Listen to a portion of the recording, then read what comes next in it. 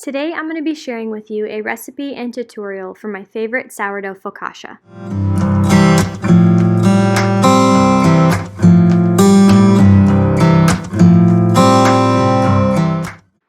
In my opinion, it's one of the easiest and most versatile sourdough bread recipes there is. So I have already fed my starter and it has reached its peak height in the jar. I actually quadrupled this recipe, so I'm going to share with you the measurements for one large focaccia.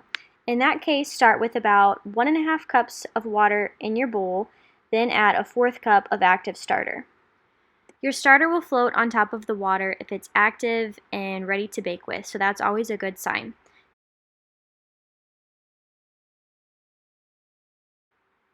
Mix and then add in about 1 tablespoon of local honey. Once again, stir it and prepare to add in your flour. This recipe calls for 4 cups and about 2 tablespoons of all-purpose flour. I highly recommend using a high-quality unbleached flour. You can also use bread flour because it has a higher protein count, and of course organic is always preferred.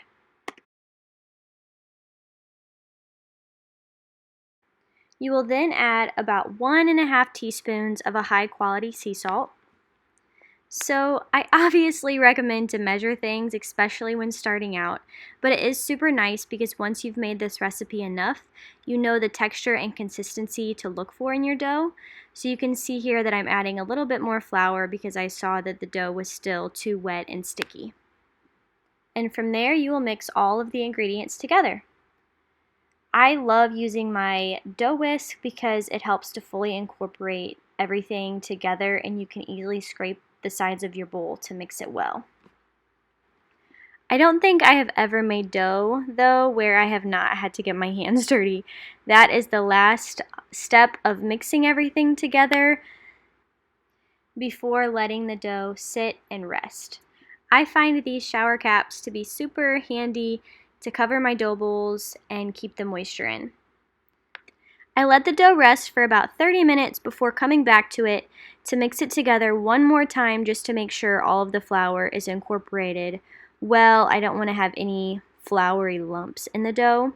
So I'm just doing a stretch and fold on each side, so there's a total of 4 stretch and folds before I let the dough sit and do its bulk rise.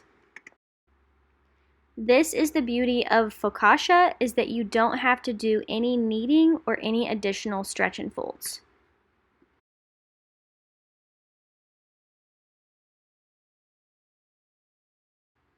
I cover the bowl once again and I let it rise on the counter overnight. This is the bulk rise and it can be anywhere from 12 to 18 hours. Next, you will get out the pan that you're going to bake the focaccia in. I use these little pie pans because I have 4 of them so I can keep the size consistent. However, I have baked it in cookie sheets before and other various pans, so don't be too worried about what you're using. Lightly oil the pan with olive oil and place the dough in your oiled pan. I obviously made a lot more dough than the recipe I'm telling you to make, so I'm going to divide mine up between 3 pans total here.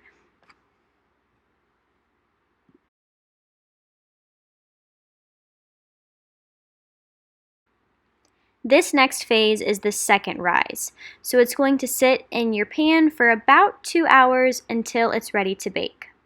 So I'm going to twist my dough around so that the olive oil covers the dough on all surfaces really well. I'm going to flip it over and continue to spin it in circles, and I just want this dough to be really lathered in olive oil because that's what makes the focaccia so delicious and crispy on the outside. Cover the dough again as it is sitting and resting for another 2 hours. If you're using a cookie sheet, you can always just use a towel. After those 2 hours, you will see that your dough has expanded and puffed up a little bit. So remove the towel or the cover that you placed over the dough and get ready to add whatever toppings you want. This is the fun part of focaccia because you can get creative with whatever you want to add on the top. So here I'm adding some everything seasoning to the first two, and then on the third one I'm going to add garlic and rosemary. Those two are usually people's favorites when I sell focaccia at the farmer's market. You can pretty much add anything that you like, whether it be olives, cinnamon sugar for a breakfast focaccia, or any kind of other pizza toppings, garlic, things like that. And the last thing to do before baking your bread in the oven is to poke some dimples into the bread.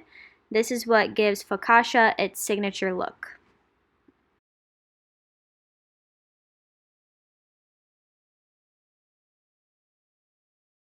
Have your oven preheated to 425 degrees.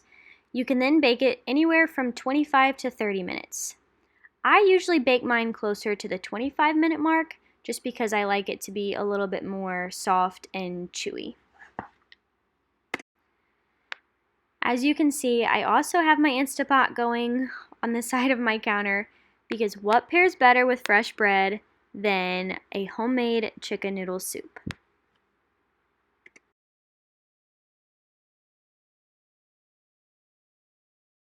And here is the final product of the focaccia fresh out of the oven. It obviously smells amazing. It can keep on your counter for about 5 days, or you can store it in your fridge to last a little bit longer. If your kiddos love bread like mine, it definitely gives me some peace of mind to know all of the ingredients that are in the bread and that sourdough is so much better for gut health than any other bread from the grocery store.